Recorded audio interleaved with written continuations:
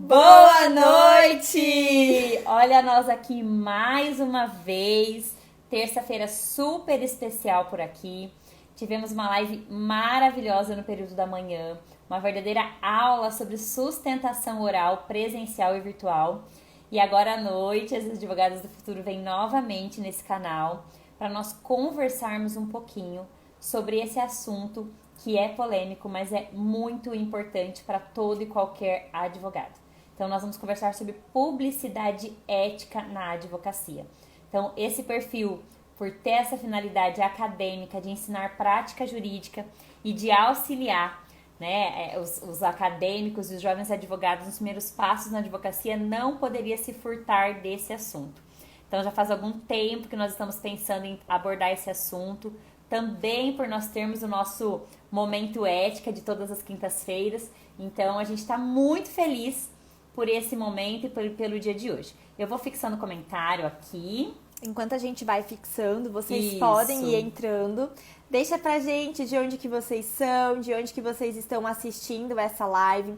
Nosso convidado, Dr. João, já entrou aqui, já vamos colocar ele também, pra gente fazer com que esse momento da nossa live realmente seja bem proveitoso, que vocês também consigam tirar várias dúvidas e que a gente possa realmente sair dessa terça-feira com mais conhecimento, principalmente para quem advoga ou quem pretende advogar, começar a fazer as coisas da maneira correta. É possível a gente ter um posicionamento dentro da advocacia, ético, e conseguir êxito nisso também. O que às vezes falta são esses conhecimentos nos detalhes, né? E a gente precisa observar tudo isso. Boa noite!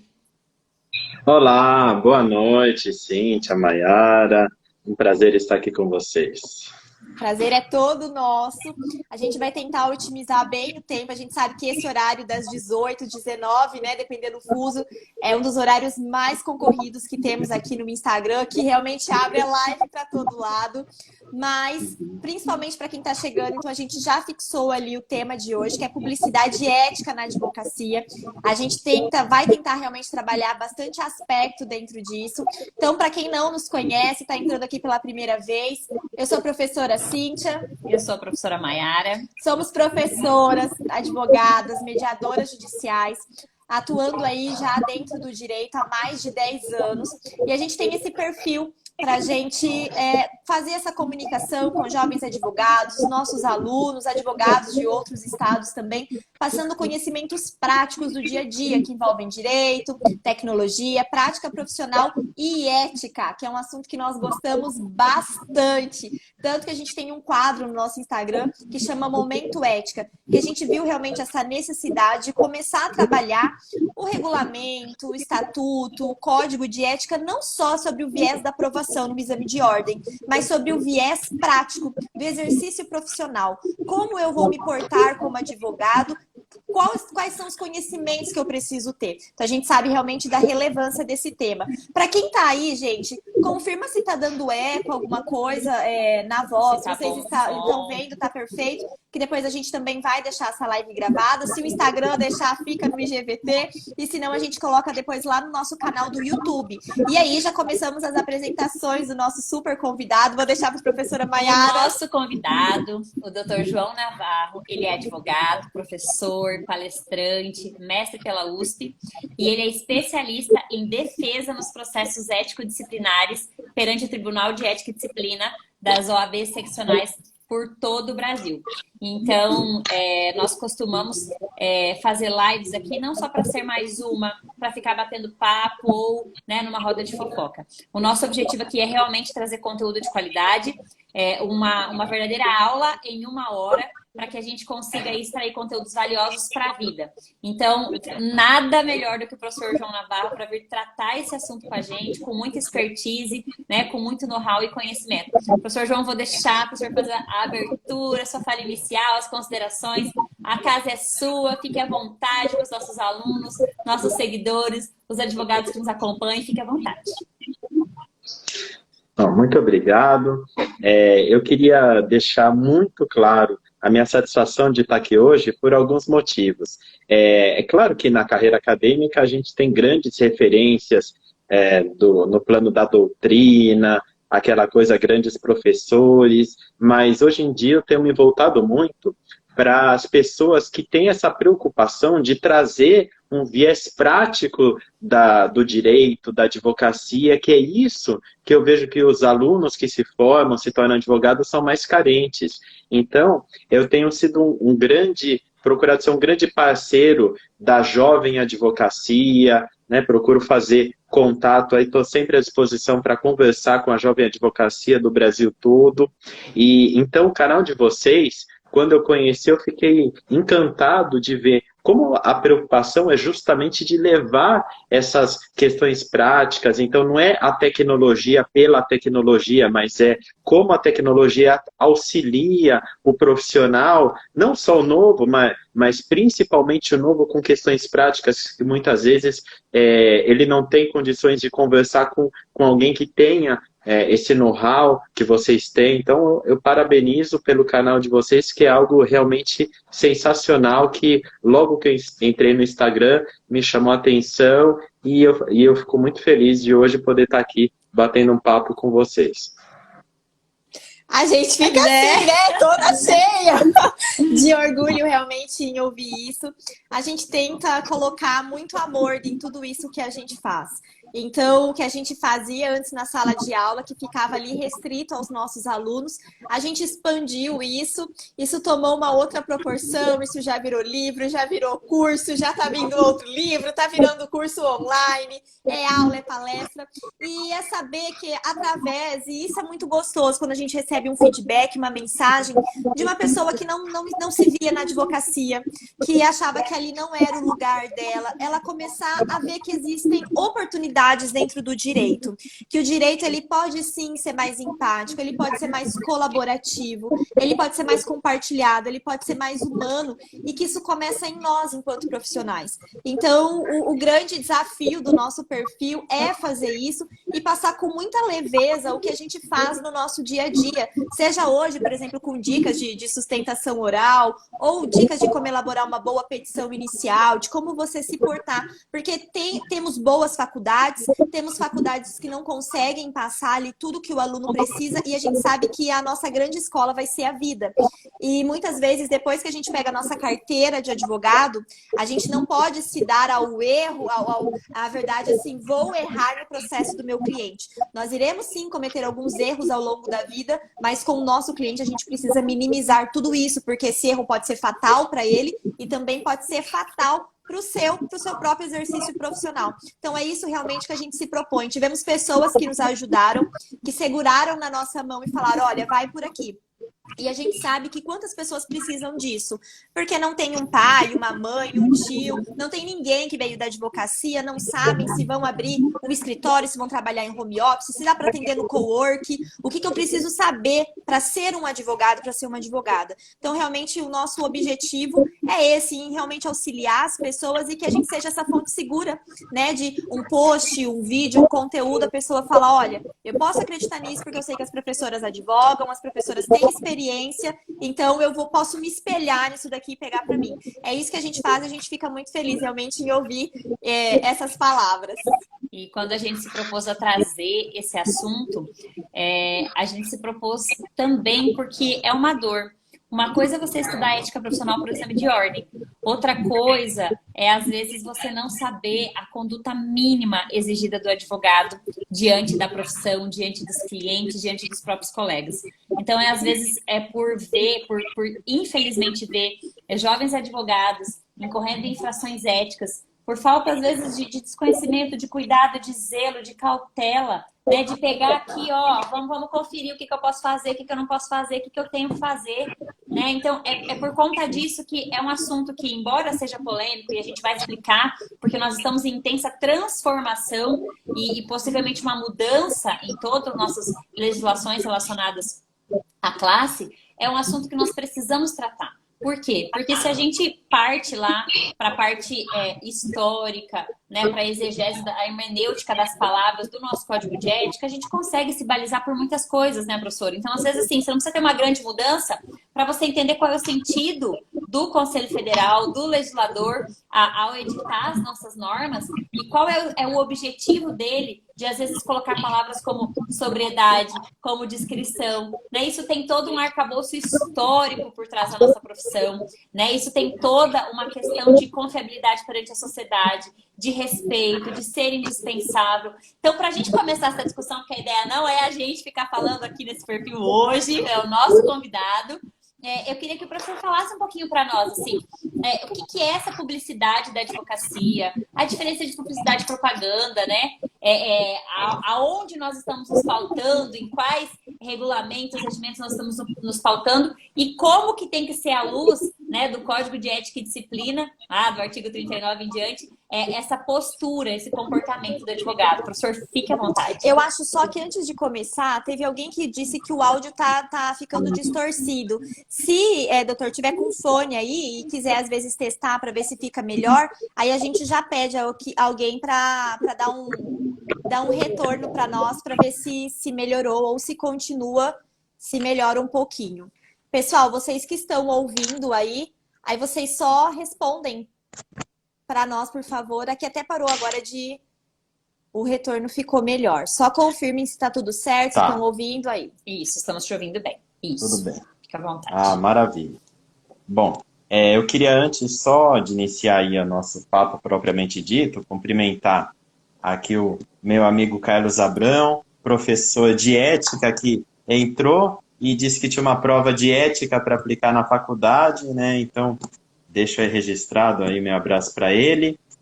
Para a conselheira federal da OAB do Piauí, doutora Andréia Lorena, que também entrou aqui na nossa live. E para a minha parceira aí nesse momento de pandemia, Caroline Vilela, presidente da Jovem Advocacia de São Caetano do Sul e coordenadora regional do ABCDMR aqui em São Paulo. Então, e todos os demais que estão entrando aqui, espero que seja válida aí a nossa conversa de hoje. Muito bem. Bom, quando se fala da publicidade na advocacia, por que é um tema que desperta tanta polêmica, tanta discussão? Porque a advocacia é uma profissão muito diferente do que as demais nesse aspecto. Enquanto os profissionais, em geral, têm uma ampla liberdade para fazer publicidade, usando técnicas agressivas de marketing e tudo mais, na advocacia se exige praticamente o contrário. É a moderação, é a discrição, é um conteúdo ou caráter meramente informativo que pode ser levado quando se fala em publicidade. Então, isso é uma coisa que, infelizmente, muitos, seja por desconhecimento, seja até mesmo por uma vontade, um ímpeto de angariar clientela, acaba fazendo uso devido desses instrumentos e muitas vezes a consequência de tudo isso deságua em um processo disciplinar na Ordem dos Advogados do Brasil. Muito bem. Então, é importante, para início de conversa, a gente saber a distinção entre a publicidade e propaganda, embora de uma maneira mais coloquial, no dia a dia, se utilizem essas expressões como sinônimas. Quando se fala do direito, o que a gente deve ter em mente é que, enquanto a publicidade tem um caráter meramente informativo, então a publicidade visa informar, já a propaganda visa angariar, captar clientes. Então, uma coisa é eu dizer, o STJ decidiu que pessoas, em determinadas circunstâncias, fazem jus a um benefício previdenciário do INSS. Isso é informativo. Outra coisa é alguém fazer uma postagem, algum tipo de anúncio dizendo: você, aposentado, entre já em contato conosco, você pode obter a revisão do seu benefício de aposentadoria para o teto da Previdência, que é de tanto. Agende já sua consulta. Quer dizer, eu saio daquela linha de informar quem está tendo acesso ao meu conteúdo para trazer comandos que eu costumo dizer imperativos. Quer dizer, faça isso, faça aquilo, ligue, agende, né? Então, é nesse sentido que a propaganda é vedada na advocacia, ao passo que a publicidade, feita de forma informativa, é absolutamente legítima, desde que, como volto a dizer, marcada por esses pilares que são a moderação, a discrição e a sobriedade. E a gente vê que ainda nos dias de hoje, as pessoas acabam pecando pelo excesso, pelo exagero. Você vê que às vezes até tá indo numa linha informativa, mas lá no final do post, coloca lá, entra em contato. Puxa, aí desmorona toda aquela postagem que tinha caráter informativo, que tinha um conteúdo bacana. Então, é muito, gente, com relação à postura. Então, nós precisamos lembrar que a nossa profissão não é uma profissão mercantil. Eu não posso me utilizar das técnicas de marketing, de venda, de captação de cliente que todos os outros profissionais liberais ou todas as outras empresas se utilizam. Na profissão da advocacia, o que eu tenho é a prospecção de clientes através de um conteúdo ético, um conteúdo informativo. Gente, é o famoso boca a boca. Por quê? Você vai informar, você vai cumprir a sua função social, que está lá na nossa Constituição Federal, como indispensável aí a toda a sociedade. Então, você vai informar e aí assim, olha, eu preciso de um advogado na área X. Olha, eu sigo uma advogada que tem umas postagens bacanas, deixa eu te mostrar. É aí que você faz realmente a prospecção de forma correta, a prospecção de forma ética. E aí eu queria te fazer uma pergunta, professor. E no mundo de pandemia, no mundo de lives, no mundo desse momento que a gente está vivendo, como que fica a publicidade do advogado perante as lives? O advogado pode fazer live, não pode fazer live? Que tipo de live o advogado pode fazer? Como que fica tudo isso nesse momento? Ótima pergunta. E o que acontece? Muitos advogados, diante disso, simplesmente querem saber, eu posso ou não posso fazer live? Como se o direito fosse simples assim, que as respostas fossem sim ou não, né?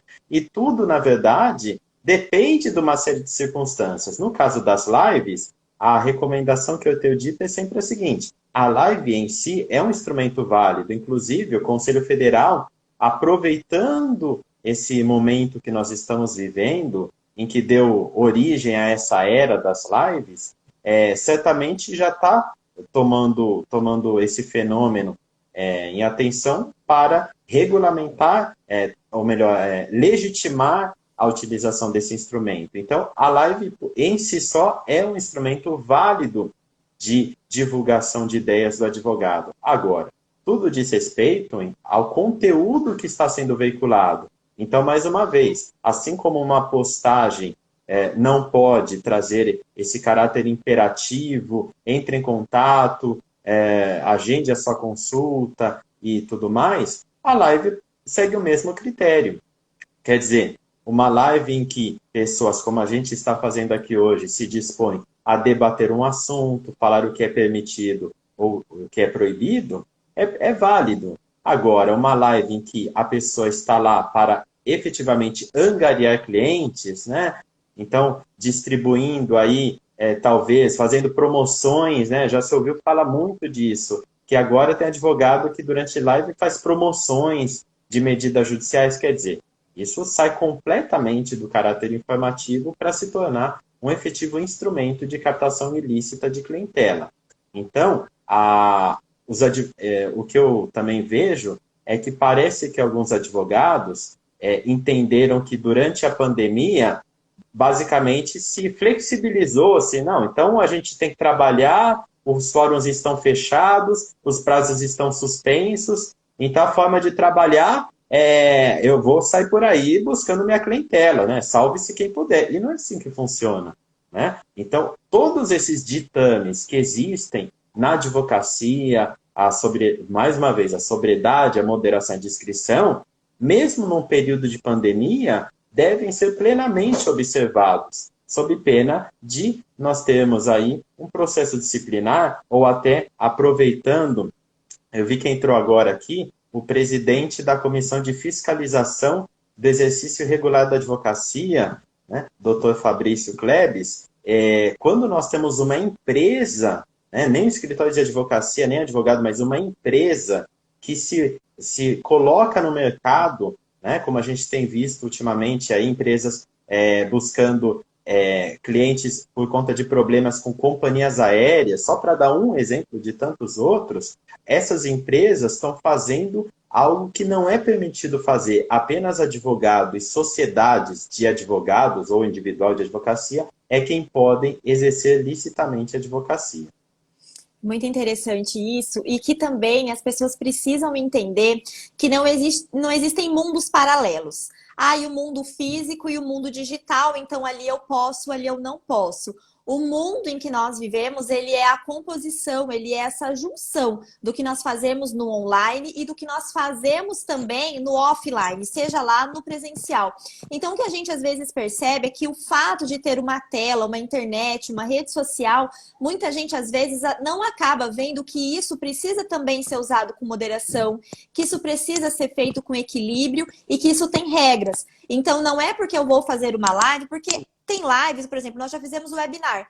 Nada mais era do que uma palestra. E nós já fizemos palestra presencial e a diferença é que era uma palestra através de uma ferramenta em que as pessoas estavam do outro lado da tela. Mas ali você também precisa ter esse cuidado. Quais são as palavras que você vai colocar e qual realmente é o objetivo que você pretende. E acredito que muitas das infrações é que às vezes o advogado, ou porque realmente tinha aquele intuito em fazer, ou muitas vezes não deixou esse objetivo muito claro, ele pode às vezes acabar incorrendo aí numa infração ético-disciplinar, porque nessa ânsia, né, de fazer, de conquistar, de buscar, às vezes não acaba respeitando esses pilares que existem. E a gente tem que, quando a gente fala, né, para os nossos alunos, jovens advogados, desses ramos que envolvem o direito, por exemplo, a gestão de escritório. Eu preciso entender que não é só de direito. Então, eu preciso entender que como que eu vou fazer publicidade da forma correta? Se eu vou ser advogado, quais são todas as áreas que permeiam isso? Se eu não sei fazer, se eu tenho dúvida, eu tenho que buscar quem sabe. Eu tenho que procurar como fazer da maneira correta. Por quê? Um simples ato de uma postagem ou a entrega de um cartão, de um folder, um caminhão de som ou outras situações, isso pode, às vezes, causar ali uma mancha, uma mácula na imagem do profissional e depois passar por toda uma defesa. Ou isso, na verdade, é muito ruim, ainda mais para quem está começando. Então, realmente, ó, já teve aí vários exemplos de situações do que pode, o que não pode, e as pessoas entenderem que a nossa profissão, ela é diferente. São novos tempos, novos mundos, são. Algumas coisas estão mudando? Estão. Mas a gente tem que entender que uma profissão que veio lá desde 1827 aqui no Brasil, em que é totalmente tradicional, cheia dos seus dogmas, cheia das suas liturgias, cheias do seu tradicionalismo, nós não vamos dormir num dia e acordar no outro podendo fazer tudo. Então, isso é sendo flexibilizado e é aquela grande pirâmide que nós temos, né, de fato, valor e norma, não é diferente com os nossos regramentos. Então, a gente vê que a mudança social está ocorrendo, está tendo uma mudança de cultura e que as nossas regras, o nosso ordenamento, ele também precisa resguardar isso. Mas precisa ter esse feeling do profissional também em perguntar: o que será que eu posso? Será que realmente eu posso fazer isso e não ir simplesmente fazendo e aí depois que fez, tentar realmente voltar em algo que não tem, mas muito remédio ali no que ser feito? E eu acho que a gente pode pegar um gancho na fala da professora Cíntia para falar um pouquinho do Tribunal de Ética e Disciplina, porque as pessoas só veem o Tribunal de Ética e Disciplina como um órgão que pune, que fiscaliza, que vai lá, responsável pelo processo, e esquecem, gente, que o Tribunal de Ética e Disciplina tem uma função consultiva. Então, quando a professora Cíntia fala assim, olha, perguntar, ou você pergunta para quem realmente tem know-how, conhecimento e vai te dar um respaldo, alguém que seja autoridade no assunto, ou você pergunta para o próprio Tribunal de Ética e Disciplina. Então, isso é muito legal, por quê? Porque nós ainda não estamos num momento, e eu quero que o professor comente sobre isso também, acredito até que vai chegar em algum momento que o Conselho Federal vai normalizar e a gente vai ter uma única norma padrão em todas as seccionais, mas nós ainda não estamos nesse momento. Então é por isso que você tem que tomar cuidado. Qual é a seccional que você atua? Como é o entendimento do Tribunal de Ética e Disciplina da sua seccional? Porque às vezes o que é considerado infração em uma seccional hoje, eu tô falando hoje, pode não ser em outro seccional. Então, se utilizar do próprio sistema da OAB, da própria seccional, para fazer, perante o Tribunal de Ética e Disciplina, essa consulta. Então, o advogado é legitimado para fazer essa consulta, ele pode fundamentar o seu pedido, isso vai ser registrado perante a seccional e vai ter uma resposta. E isso vai te dar o respaldo, a segurança naquilo que você vai fazer. Eu já tive por 2 oportunidades a oportunidade de fazer uma consulta e foi muito legal porque nós, enquanto professores, eu dei aula durante um tempo no cursinho de ética para a UAB, a gente se pergunta algumas situações específicas e a gente vê todo mundo fazendo e se fala, olha, não me parece que isso é sóbrio, não me parece que isso é discreto com a profissão. Então, antes de eu criticar, julgar, ou pior ainda, começar a imitar e fazer, tomar essa cautela, esse cuidado, né, professor? Comenta um pouquinho com a gente sobre essa situação do Tribunal de Ética e Disciplina e sobre esse momento que a gente está vivendo tão diferente, com tantas decisões divergentes. E o que o Conselho Federal está fazendo diante disso para tentar dar essa nivelada? Tá. É perfeito o que o meu amigo aí, o Fabrício Klebs, comentou, né? Que o TED é visto de fora, né, como um órgão que está lá simplesmente para punir, e o advogado não tem condições de fato se defender. Isso aí não é a verdade, né? Então, o advogado que faz uma boa defesa, demonstra os elementos de que agiu corretamente, ele vai ter um resultado justo no Tribunal de Ética, né? Então, não é por acaso que eu costumo ouvir que o Tribunal de Ética não é um órgão de punição. A princípio, o advogado tem presumido a sua inocência e apenas será condenado se efetivamente se demonstrar que houve a prática de uma infração disciplinar. E a questão das consultas, né, é interessante que tem um grande conhecedor também desse assunto, o Dr. Fernando Freire, que foi presidente do TED de São Paulo, e que sempre que fazem algumas perguntas assim em palestras que ele dá, fala, consulta a deontologia, né? Porque de fato é um instrumento que toda advocacia tem em cada seccional, com a possibilidade de gratuitamente ter um respaldo para fazer ou não fazer alguma coisa, que é de grande valia.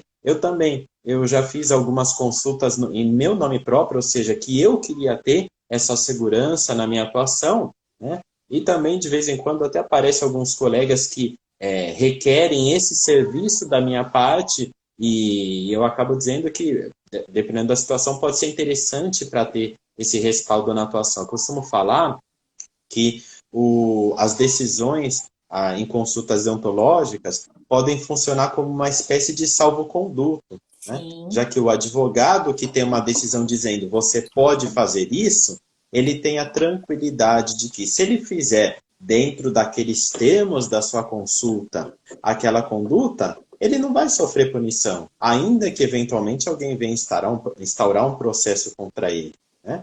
Então isso pode dar um respaldo importante para o advogado.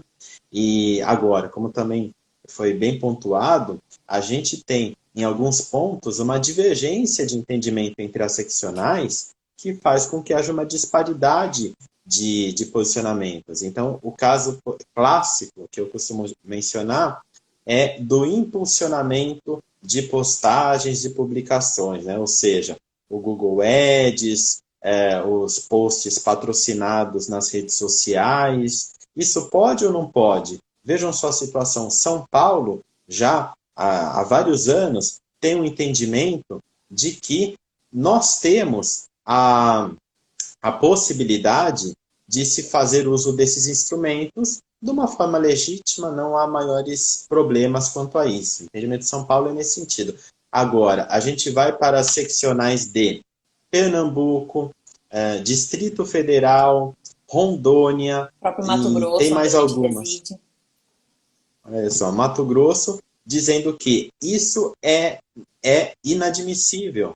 Por quê? Qual que é o entendimento? A partir do momento em que existe um componente econômico, ou seja, é um serviço pago, independentemente de qual seja esse valor, mas havendo o pagamento, considerando que tem advogados que podem, outros que não podem pagar, então isso traria uma concorrência desleal, né? Bom, por outro lado, São Paulo entende o seguinte, a pessoa que vai ter acesso a essas postagens, ela o faz porque utiliza as redes sociais, né? Ou seja, ela não fez...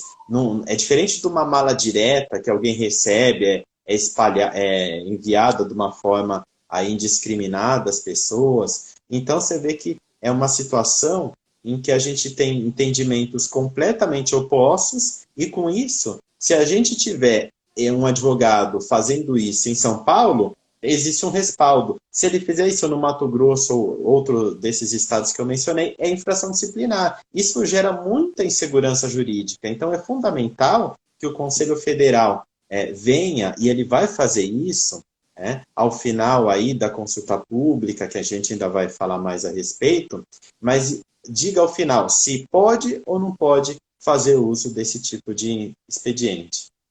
E aí é bem interessante para quem já advoga. Então, a gente tem aqui pessoas que são de diferentes seccionais. Sempre também está pesquisando qual é o entendimento daquela seccional. Porque se o fulano está fazendo, mas será que você pode fazer? Então, a gente precisa realmente observar e usar o TED como esse órgão consultivo. Então, na dúvida, não importa se o outro está fazendo, tenha realmente você essa segurança em saber se você pode ou se você não pode fazer aquele determinado ato. Essas consultas realmente elas são bem interessantes. A professora Maiara já fez parte do TED também aqui do Mato Grosso e acabou tendo que sair em razão do mestrado.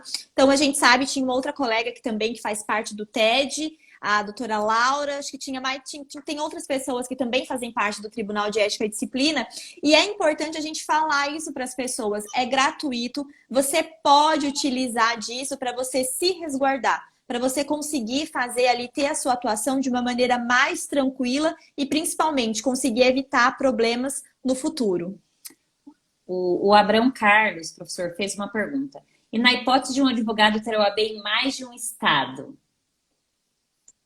Eu até vi, e antes ele tinha feito outro comentário que é importante também falar aqui. Essas consultas são feitas em tese, ou seja, o advogado tem que perguntar: é possível se fazer tal coisa? Não diante de um caso concreto, utilizando uma situação. Isso, né? Uhum. Perfeito. Eu não posso falar que eu tenho uma ação judicial, o juiz decidiu isso, como é que eu faço? Não. As consultas são feitas em tese. Mas isso, respondendo à pergunta, não significa que essas consultas sejam genéricas. Eu posso fazer uma consulta perguntando questões, vamos dizer assim, específicas, desde que sejam situações em tese, e não casos concretos, né? E aí, a segunda pergunta dele, sobre a questão do advogado que tem a OAB em mais de um estado. Vejam só, a competência para o julgamento da infração disciplinar, segundo o Estatuto da OAB, é do local do fato. Quer dizer, se existe uma conduta sendo praticada naquela seccional, cabe a ela realizar a apuração do fato. Ainda que o advogado, naquele determinado estado, tenha uma inscrição suplementar ou sequer seja inscrito naquela seccional.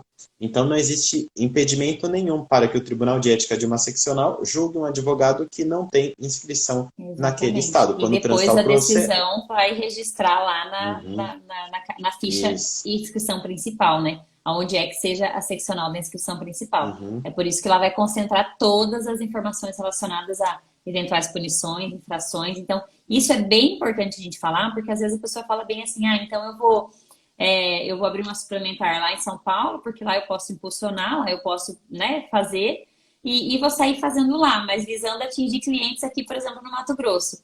Não, aí não dá, gente, é o local da infração. Né? Então, até que o Conselho Federal discipline, regulamente, e a gente cria aí uma margem de segurança para os advogados do país inteiro sobre essa situação, é importante observar essa situação. Professor, eu queria te fazer uma pergunta sobre essa consulta pública.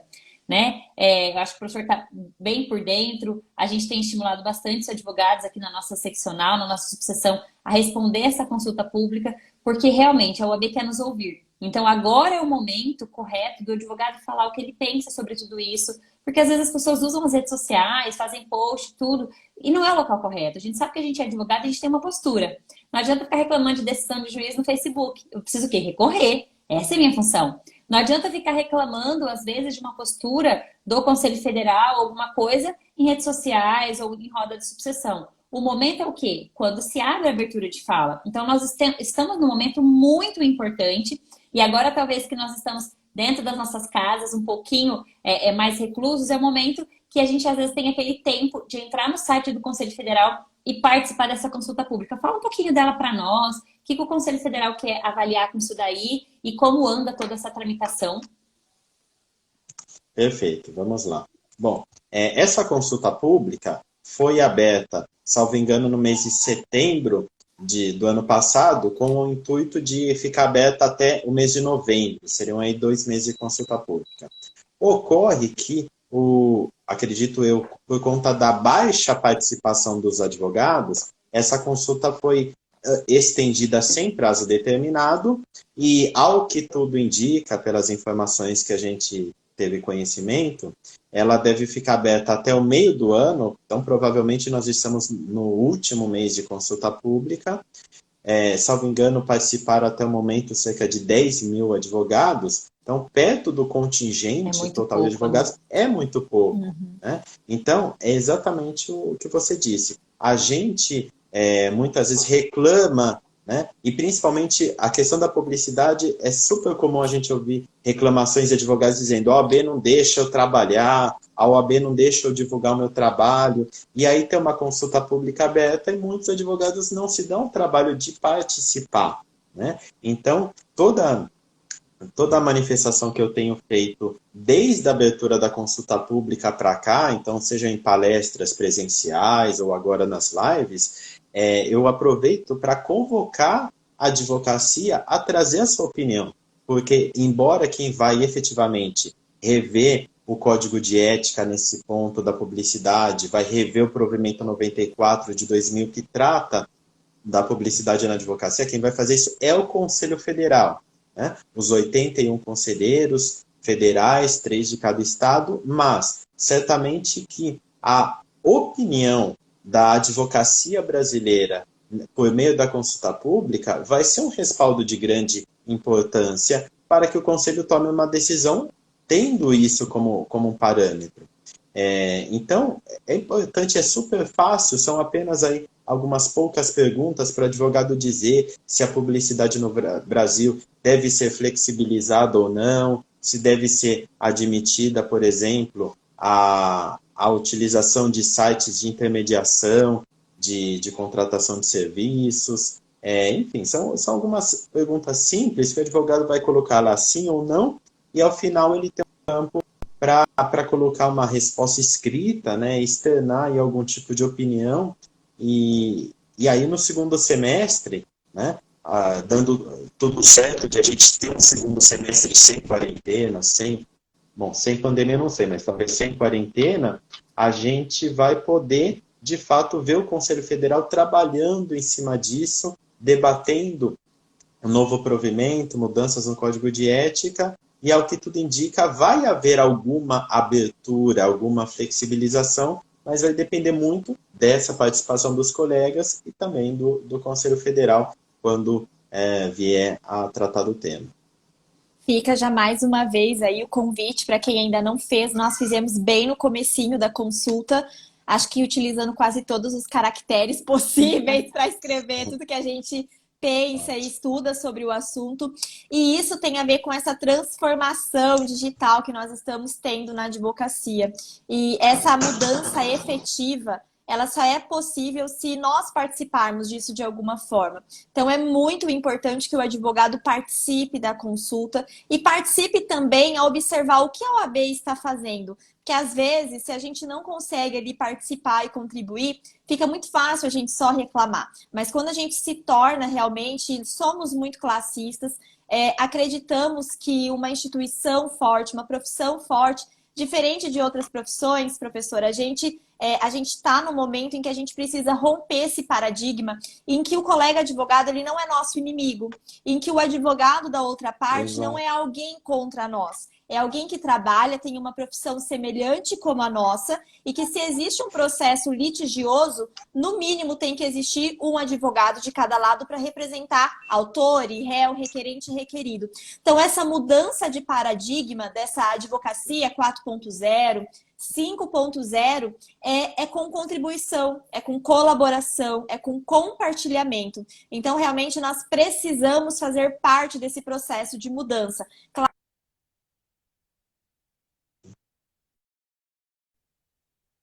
trazer essas diretrizes do que vai ser imposto, na verdade, para nós, mas a gente precisa fazer a nossa contribuição também em participar para que a gente possa depois falar, poxa, de alguma forma eu fiz parte disso, eu contribuí para a minha classe, contribuí para a melhoria daquilo que é o meu ofício diário. Exato. Concordo plenamente. Essa participação é fundamental.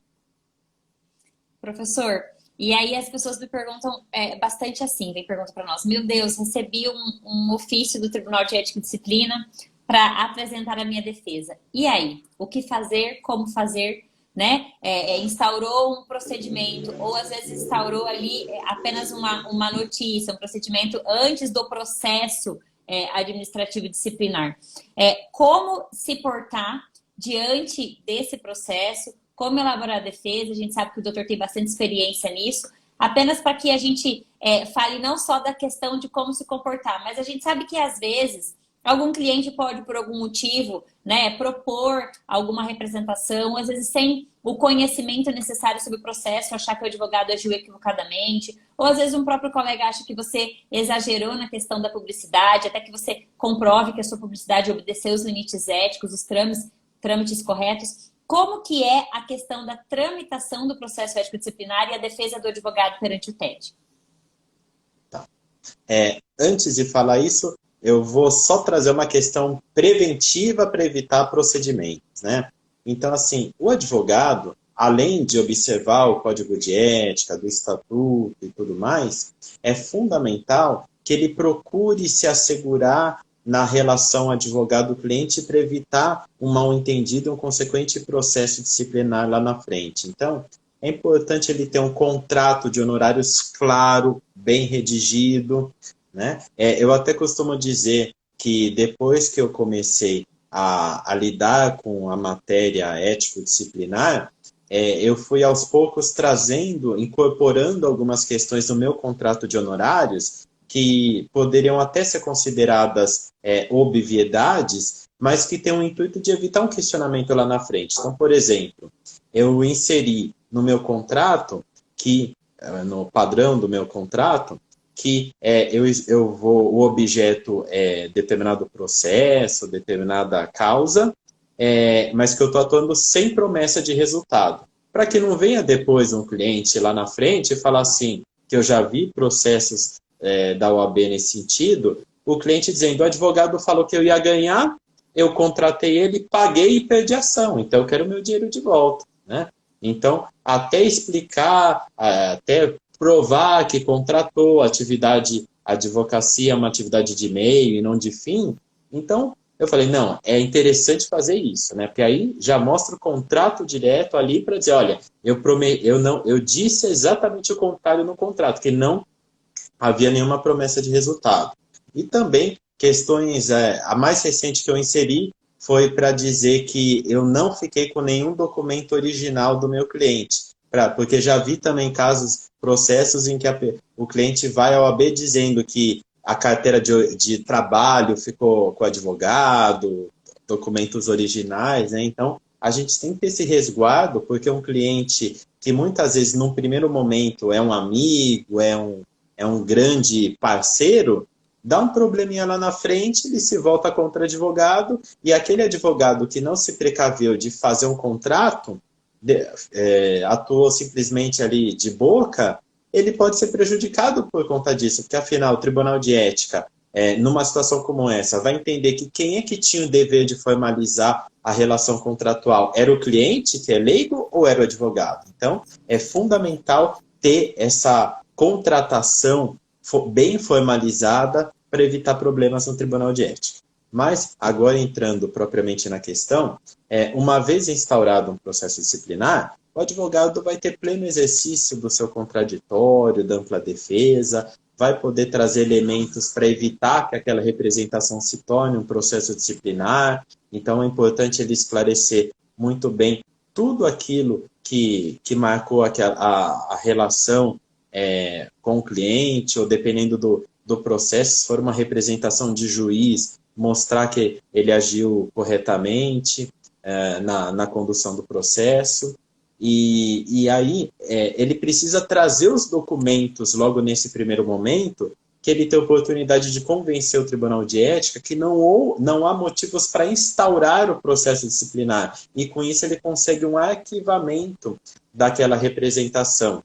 Ele pode trazer documentos no momento posterior? Pode, só que aí a gente já está considerando que o processo foi instaurado e que será levado a julgamento. Então é mais ou menos a pessoa que se defende no inquérito policial faz esse inquérito policial ser instaurado ou se submeter à instauração de uma ação penal, ser processado criminalmente, para lá na frente ele conseguir a absolvição. Então, é importante já trazer todos os elementos logo no primeiro momento. A E importância depois disso... Deixa eu só, Pois é. antes de interromper, mas assim, é tão importante essa questão do contrato de honorários, porque ele não é obrigatório ser escrito, mas preferencialmente. E a gente começou a ver nessa necessidade que muitos alunos, depois de formar, ou advogados mesmo, fiz o contrato de boca e não tenho nada. Então, nós pegamos um modelo da seccional do Paraná, incorporamos várias cláusulas que tinha no meu contrato de honorários do meu escritório, professora Maiara do dela, e a gente fez um compilado, e talvez vamos querer aí essas cláusulas também para deixar ele melhor para passar e aí compartilhar com as pessoas, e a gente disponibilizou. Eu acho que a gente deve ter encaminhado uns 200, talvez, modelos de contrato de honorário justamente por isso, porque às vezes forma, mas a gente não sabe ali quais são as cláusulas, o que eu preciso ter. E essa questão do documento, hoje eu até incorporei na minha rotina. Eu achei engraçado que quando meu pai foi lá e deixou vários documentos lá, eu falei, eu não pego o documento original. Aí eu fiz a relação do que ele deixou, e aí ficou lá o documento para ele assinar que estava entregue, mas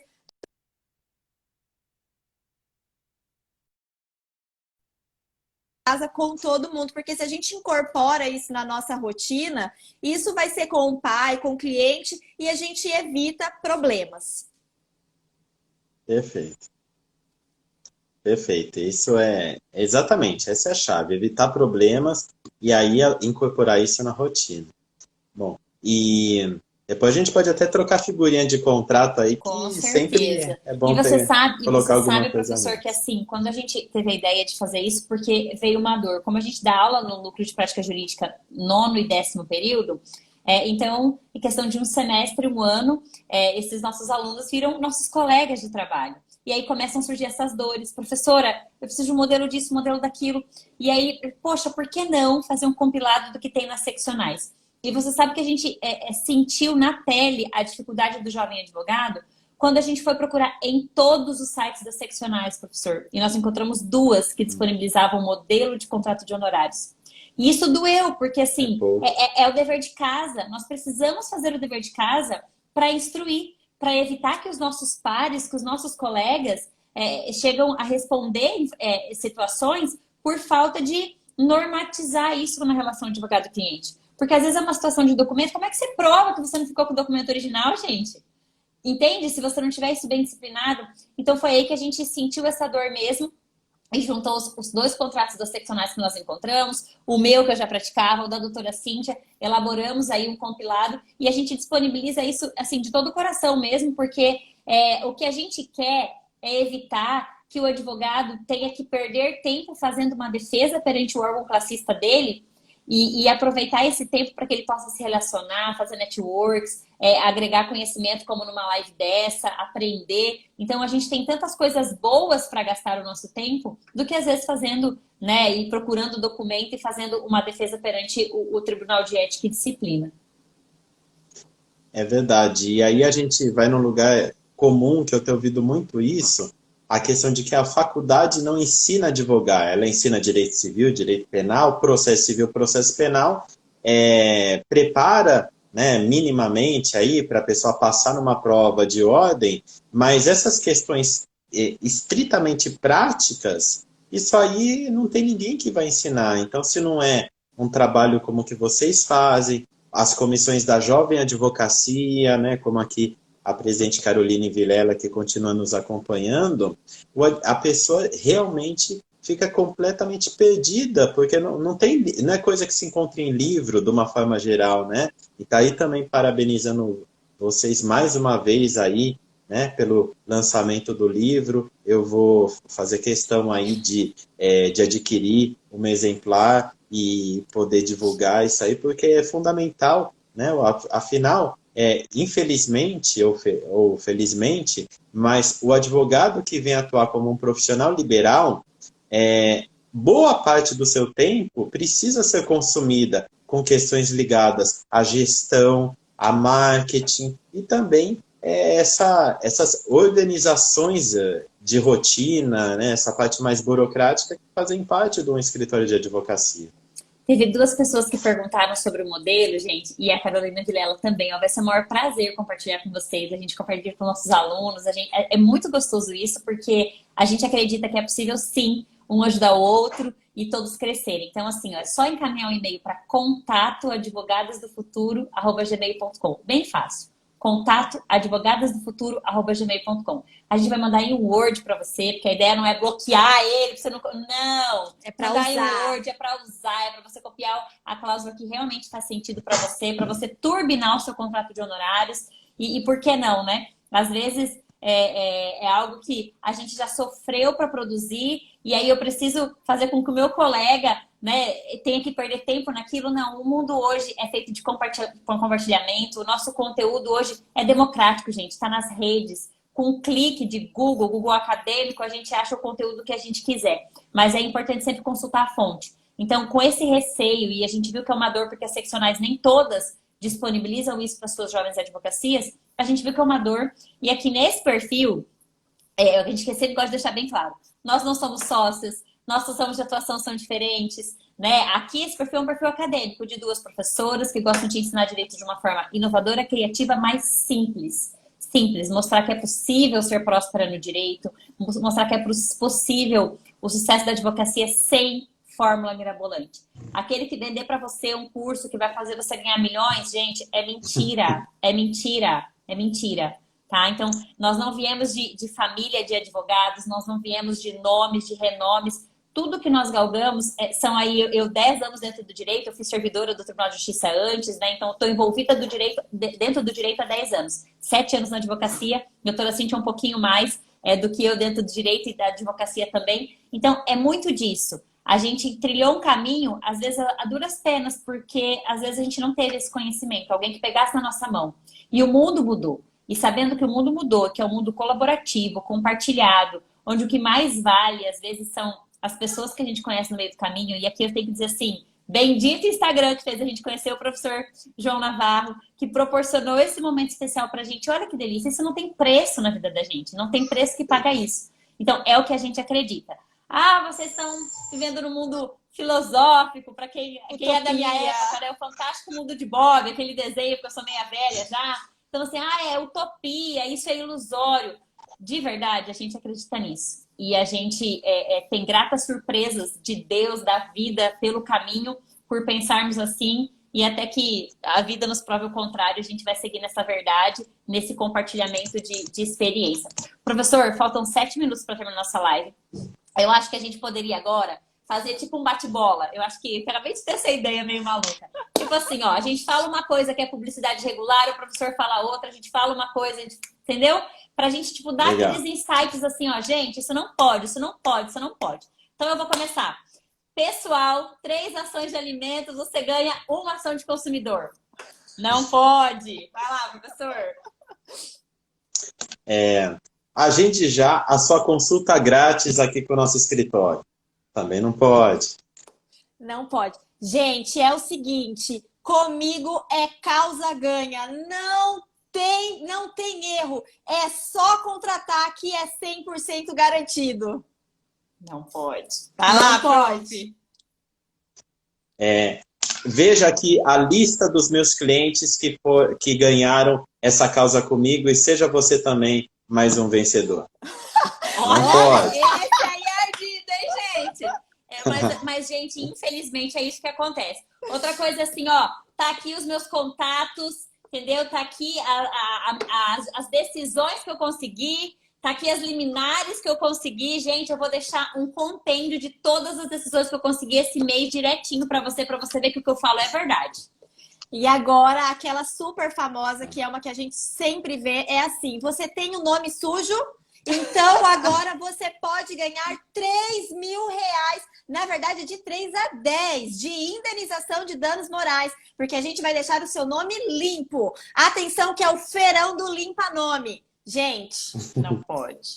Não pode, assim, esses milagres que a gente vê por aí realmente e que muito chocam a gente, que às vezes a pessoa que é leiga, que não entende toda essa sobriedade, toda essa descrição que tem na nossa profissão, muitas vezes a pessoa leiga não entende. E aí ela acaba contratando um serviço como esse. Então, nós também precisamos manter esse cuidado e principalmente essa vigilância em quando a gente observar algo que seja desse modelo, nós também temos a atitude, porque se um advogado é violado, a advocacia é violada. Se o cidadão é desrespeitado, nós também estamos sendo desrespeitados. E é esse pensamento que o advogado tem que ter, realmente de ser ali o primeiro juiz da causa e atuar de maneira muito ética, ao ponto de ver essas coisas que gritam aos olhos, a gente tomar alguma medida e não fazer igual, porque queremos ali captar um cliente de qualquer forma, a qualquer custo. E quando vira um mercado, a gente perde valor e a gente disputa pelo preço. E cliente nenhum vai ganhar a sua confiança se ele te contratou pelo preço, gente.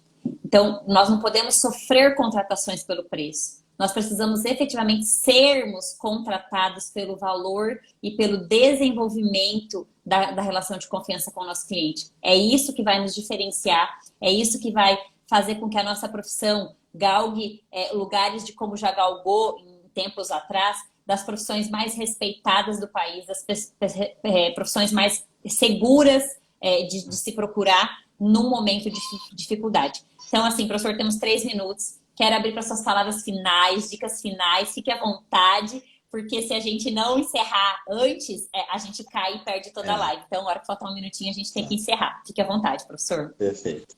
Tá. Lembrei de um outro caso que eu ouvi falar de parecer jurídico sendo colocado numa rifa de evento aí em alguma cidade, né? Quer dizer, a mercantilização da forma mais feia, baixa possível, né? Bom, eu queria encerrar dizendo que o que me leva, o que me motiva a estar aqui com vocês hoje e com outras pessoas em palestras aí pelo Brasil afora, estive em Rondônia no início do ano, foi muito bacana, é que eu me sinto no dever de cumprir o juramento que eu fiz lá atrás quando eu peguei a minha carteira da OAB. E a parte final do juramento que todo advogado tem que ler fala que o advogado se compromete com o aperfeiçoamento da cultura e das instituições jurídicas. Então, disseminar conhecimento é justamente fazer isso, né? Colaborar com o aprimoramento da cultura e das instituições jurídicas. Por isso que sempre que chamado, eu venho com o maior prazer, ainda mais no meio de uma pandemia como essa, né? Ter a oportunidade de conversar com alguém, né? É quase que uma terapia, né? Verdade. É muito gostoso, é muito bom, e com vocês foi muito agradável, descontraído esse bate-papo, gostei muito, e obrigado aí pela oportunidade, e também vou ficar à disposição, podendo colaborar com vocês, com seus amigos, com esse trabalho magnífico que vocês estão fazendo aí. Parabéns. Obrigada, professor. Para nós foi realmente uma honra. Acredito que todos esses ensinamentos que foram passados aqui foram de grande valia para nós, acompanharam, e realmente outras oportunidades virão. A gente vai salvar a live, colocar lá no nosso canal do YouTube. Quem quiser o e-mail para ter o contrato de honorários contato advogadasdofuturo@gmail.com. E aí vamos trocar figurinha também com o Dr. João para nós deixarmos o nosso contrato ainda melhor. Isso aí. E, gente, se tiverem alguma dúvida relacionada a esses temas, pode mandar direct pra gente, que a gente compartilha com o professor João Navarro e a gente devolve a resposta para vocês, porque nós precisamos encontrar pessoas pelo caminho que segurem a nossa mão e que nos ajudem a seguir nessa profissão, que é uma profissão para forte, gente. Né? O nosso grande patrono da vida do direito já dizia que não é uma profissão de covardes a advocacia, então nós precisamos ser fortes e estarmos juntos para enfrentar essas adversidades como esse período. Professor João, muito obrigada de coração, foi maravilhoso. Só deixar o perfil antes de cair. O nosso é @advogadas do futuro. Professor João, deixa o seu perfil aqui para quem quiser seguir também. @Navarro, _ de Almeida, _ Prado. Isso aí. Gente, muito obrigada. Uma excelente terça-feira a todos vocês. Obrigado. E que essa pandemia passe logo e a gente possa fazer eventos presenciais, né, professor? Teremos o maior prazer de te receber aqui no Mato Grosso, aqui em Sinop. Gente, um grande abraço. Até mais. Abraço. Tchau, tchau.